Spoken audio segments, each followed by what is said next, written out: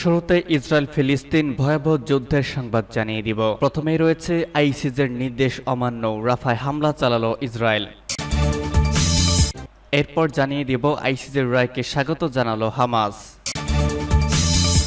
এবার থাকবে রাইসির হেলিকপ্টারে কি গুলি করা হয়েছিল যা জানা গেল তদন্তে।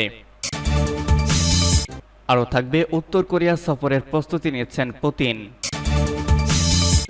এবং সর্বশেষ জানিয়ে দিব গাজায় কোরআন পড়াচ্ছেন ইসরায়েলি সেনারা। এতক্ষণ শুনছিলেন গুরুত্বপূর্ণ সংবাদ শিরোনাম, এখন জানিয়ে দিব বিস্তারিত। আইসিজের নির্দেশ অমান্য, রাফায় হামলা চালালো ইসরায়েল। গাজার রাফায় অবিলম্বে সামরিক অভিযান বন্ধ করতে ইসরায়েলকে নির্দেশ দেয় আন্তর্জাতিক বিচার আদালত আইসিজে। এই নির্দেশ অমান্য করে কয়েক মিনিটের মধ্যেই রাফায় হামলা চালিয়েছে ইসরায়েলি বাহিনী। শুক্রবার রাফার সাবৌডা শরণার্থী শিবিরে যুদ্ধবিমান থেকে হামলা চালানো হয়। খবর বিবিসির। বিবিসি জানায় আইসিজের রায় ঘোষণার কিছুক্ষণ পরেই রাফা শহরের কেন্দ্রে অবস্থিত সাবৌরা ক্যাম্পে দফায় দফায় বিমান হামলা চালিয়েছে ইসরায়েলের জঙ্গি বিমান। কুয়েত হাসপাতালের একজন কর্মী বিবিসিকে বলেন, তুমুল বোমা হামলার কারণে উদ্ধারকর্মীরা অভিযান স্থলে পৌঁছাতে পারছে না। দক্ষিণ আফ্রিকার করা মামলা শুনানিতে শুক্রবার তথা গতকাল ইসরায়েলকে ফিলিস্তিনের অবরুদ্ধ গাজা উপত্যকার রাফা শহরে হামলা বন্ধের নির্দেশ দেন জাতিসংঘের সর্বোচ্চ এই আদালতের 15 বিচারকের একটি প্যানেল। একই সঙ্গে রাফার মিশর সীমান্ত ক্রসিং মানবিক ত্রাণ প্রবেশের জন্য খুলে দেওয়া, গাজায় তদন্তকারীদের প্রবেশ নিশ্চিত করা এবং ফ্যাক্ট ফাইন্ডিং মিশনকে গাজায় ঢোকার অনুমতি দেওয়ার নির্দেশ দিয়েছেন আইসিজে। তবে আইসিজের এই রায় ইসরায়েল প্রত্যাখ্যান করেছে বলে জানিয়েছে বার্তা সংস্থা রয়টার্স। ইসরায়েল বলছে তাদের জনগণকে সুরক্ষা দেওয়ার অধিকার আছে তাদের। ইসরায়েলের প্রধানমন্ত্রী বেঞ্জামিন নেতানিয়াহু ইসরায়েলের বিরুদ্ধে আনা গণহত্যার অভিযোগ মিথ্যা বলে প্রত্যাখ্যান করেছেন। এদিকে রায় আইসিজের প্রধান বিচারপতি নওয়াফ সালাম বলেন, রাফায় তাৎক্ষণিকভাবে ইসরায়েলের যেকোনো হামলা বন্ধ করতে হবে। রাফায় ইসরায়েলের হামলা বন্ধের দাবি নিয়ে আন্তর্জাতিক বিচারিক আদালতের দ্বারস্থ হয় দক্ষিণ আফ্রিকা। দেশটি দাবি করে গাজা ইসরায়েল গণহত্যা চালাচ্ছে, সেখানে অবিলম্বে হামলা বন্ধ করার দাবি করেছে দেশটি।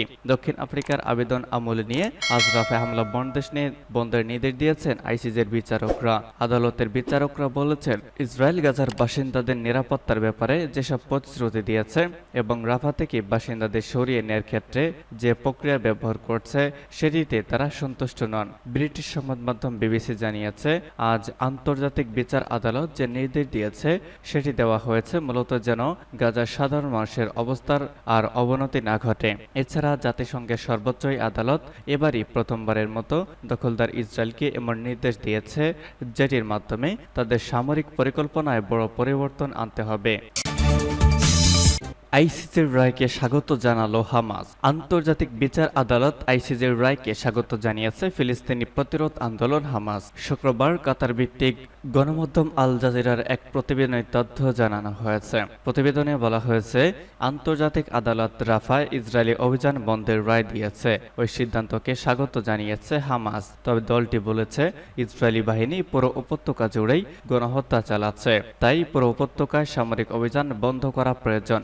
সময় তারা পুরো উপত্যকা জুড়ে সামরিক অভিযান বন্ধ করার রায় দেওয়ার জন্য আশাবাদও ব্যক্ত করেছে। বিবৃতিতে আরো বলা হয়েছে, জাবালিয়া এবং স্টেপের অন্যান্য অঞ্চলে যা ঘটছে তা রাফার চেয়ে কম অপরাধমূলক এবং বিপজ্জনক নয়। বিবৃতিতে বলা হয়েছে, আমরা আন্তর্জাতিক সম্প্রদায় এবং জাতিসংঘকে এই সিদ্ধান্ত অবিলম্বে মেনে চলার জন্য দখলদারদের উপর চাপ দেওয়ার আহ্বান জানাই। এতে ইহুদিবাদী দখলদার বাহিনী আমাদের জনগণের বিরুদ্ধে গণহত্যা বন্ধ করতে বাধ্য হবে, যা গত 7 মাসেরও বেশি সময় ধরে চলমান রয়েছে। রাইসির হেলিকপ্টারে কি গুলি করা হয়েছিল যা জানা গেল তদন্তে।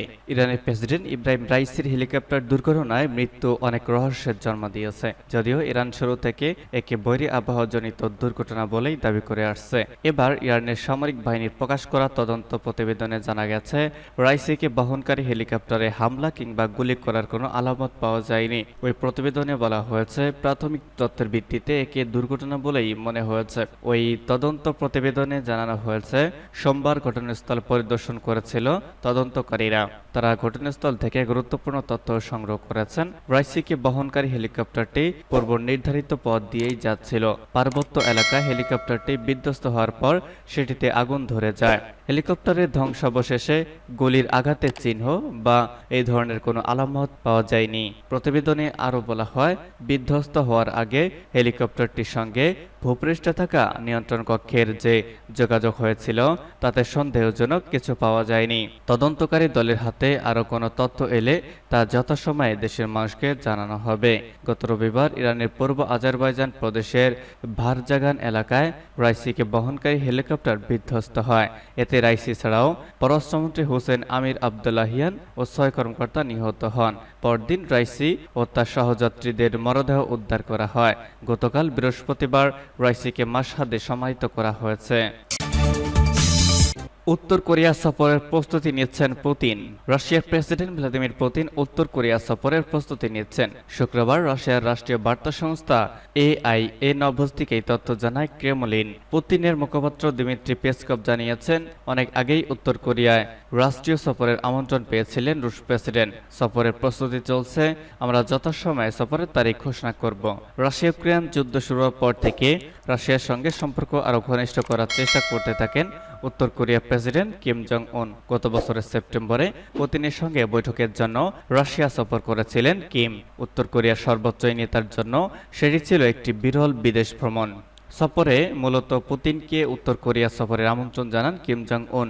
এমন আমন্ত্রণের জন্য তাকে ধন্যবাদ জানিয়েছিলেন রুশ প্রেসিডেন্ট। চলতি বছরের শুরুর দিকে ক্রেমলিন মুখপাত্র দিমিত্রি পেসকভ জানিয়েছিলেন, পুতিন শীঘ্রই পিয়ংইয়ং সফরের ইচ্ছা প্রকাশ করেছেন, তবে কখন এই সফর হবে তা এখনও নির্ধারণ হয়নি।